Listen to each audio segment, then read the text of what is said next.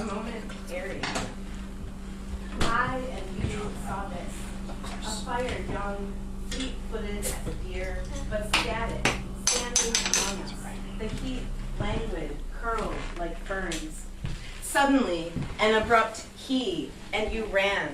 And this he, his influence, your going, I was still smoldering, a fire absolute, like an unquenchable cliche, the smoke shattering the clarity of caution, then winter with its icicles, in place of heat, cold, hard wind. Let's go early. This is my first. Back when I was a student of Charles Bernstein's and was terrified of Jessica Smith. She was very intimidating back in 1999. I'm not kidding. It's the truth. I was also afraid of Matt Chambers, Rick Royer. Pretty much the only people I wasn't, no, I think the only person in that class that didn't scare me was John Long. It was a weird situation. I felt very outnumbered. So this is Moe's scale of hardness, because I'm sure that a lot of you identify as nerds, but science, I love science. So Moe's scale of hardness is the degrees to which minerals are hard. So talc is at the bottom, and diamonds are at the top.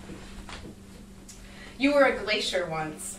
Bolder than God, you made the world undulate, crack, and break like peanut brittle, destroying yourself in the process. Now you are split, splintered, and soft, a greasy fingerprint, and you show too easily the scratches, like a pale-skinned girl with a rough lover. Bob Cole sent his regrets that he couldn't be here tonight, so I'll read the poem that he very graciously published in the Buffalo News. It's called The Lost Girl Poem, and it was modeled after a poem by the late Lucille Clifton. And I caution you, if you think she's too mainstream, you don't know what you're talking about. Very political, very interesting poet who left Buffalo for Maryland. So this is The Lost Girl Poem. She wrote the Lost Baby Poem, so rock on. Abortion doesn't get enough attention. The time he took your almost body down to meet Persephone under the earth and scream one with silent souls, what did I know about climbing back up? What did I know about burning or being burned? You would have grown into winter in the year of graduation and new plans. We would have made the long drive to New York in late summer to watch you stand like statues among friends. You would have run naked as glass into woman. If you were here, I could hope for these or some other things. If I am never more than water for your issued orphan, let the gates of Hades open. Let the fire take me for a usurer of flames. Let friends call me hypocrite always for your never realized sake. This is book number 2. It was made with Robert Creeley during an independent study, and this is a piece that I think everybody needs more courage. And I'll read a really tiny one. Experiential weight.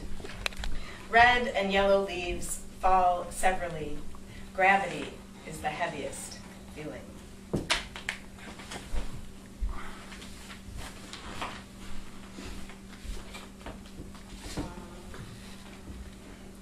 This is Ache. I believe there's a copy in 420 Capon. What's fun about this book is in the back there's a wax seal. But, you know, I made the book, so I figured I can cheat and slide my secret compartment through the side. I hope that the people that have this book actually crack the seal, because I figured that would be part of the fun. This one is called Go Fuck Yourself, number 4. This was a series inspired by the beauty salon, El Salon de Belleza, that Tatiana de la Tierra founded. And one week we were all urged to write a poem, not just a masturbatory poem, but as if you were, in fact, fucking yourself. So there you go. It was fun. That's why I wrote so many of them. A butterfly with tight black curls for wings, or pink and purple flower petals, and my 2 fingers rest, then press on the body of the butterfly, on the fragrant flower center. My other hand wraps its fingers around you. while you're inside me, and I am pushing and pulling my way to the edge and over it. Damian Weber told me to read something dirty, so it's not here. You missed out.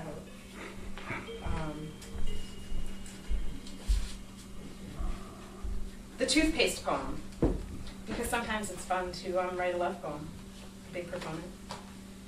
In the medicine cabinet, the crumpled tube of toothpaste. Following the manufacturer's instructions, I squeeze from the bottom for best results. The tube plumps, then releases the desired amount onto the toothbrush we share. Replacing the now perfect tube in the cabinet, I know you'll happily squeeze its middle again.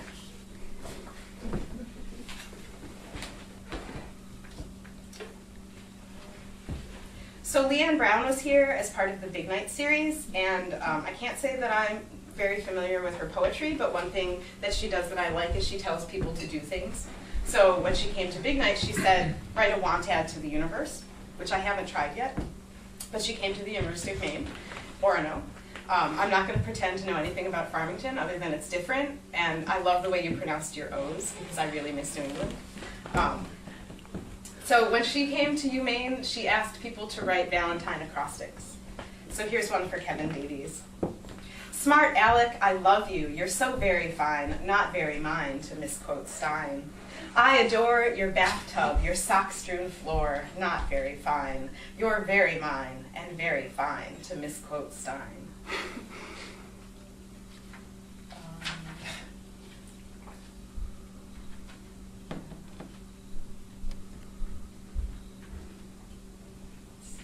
Oh, here's the funny one. Thighs, for Deborah Levine. The more you think about them, the better they get. All right. This poem is called Historiographies, which I liked for literally meaning the mapping or graphing of history. Where to begin? Here or there, the skyway. Closed for high winds and blizzards, the view is the breathtaking blue of Lake Erie's expanse. It leads to the town of my father's childhood, the lakeshore covered in sick foam, dead fish, roast beef dinners, sleeping on pillows during televised baseball games, playing war with my brother and sister. I never knew that Jindo had a sense of humor, let alone a flirtatious one. He was austere, with ear hair, and a cardboard tabletop for playing solitaire, doing crosswords in his armchair. To think that house is gone, that house is gone. The cumulative loneliness of 8 million, the now defunct number 9, Broadway cigarettes and Columbia hot bagels, New York drunk at 19. We three were the monkeys inured to evil, rehashing rapes over drinks a late Tuesday night, numb, angry, or crying. Robert Creeley at Maison Francais, standing room only. But Kenneth Koch is dead now. I never took his class. Traffic on the West Side Highway, overpowered rush of the Hudson, busted crack vials in the pathways of Riverside Park still make me sad, even in memory. Somehow the discarded syringes on my brief walk to the grocery in Buffalo make more sense, less sentiment. New scars, spreading pink skin, emphatic, emblematic of this life, what it carries.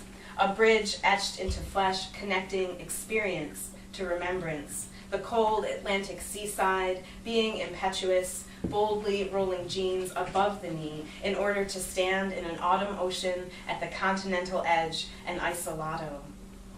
Beckoned back across the beach, urged to traverse mud warmed by a day's worth of sunshine, I stepped where he stepped, into the wet black earth, back into the present of pain, the rush of blood, the dirt, the hurt body, the beauty. Retreating